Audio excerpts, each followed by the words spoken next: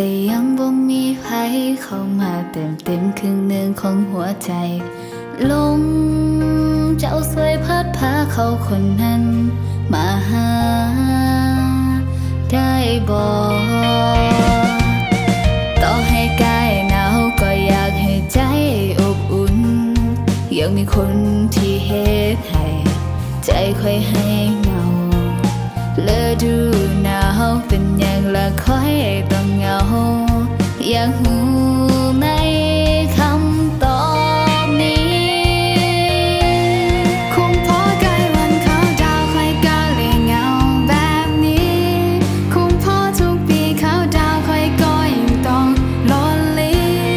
คงพอเวลาที่เราบ่มีใครอยู่ข้างตีเลยอย่างนี้จากคนมานั่งข้างข้ามปีอ่อนหน้าหนาวแล้วใจก็เริ่มเหงาหากบ่มีคนนั่งข้างให้มาอยู่กับเฮาเด้อเสียงขวางอาจเป็นแดนหนาวแต่เธอได้อยู่กับเฮาจะอุ่นทั้งใจยอ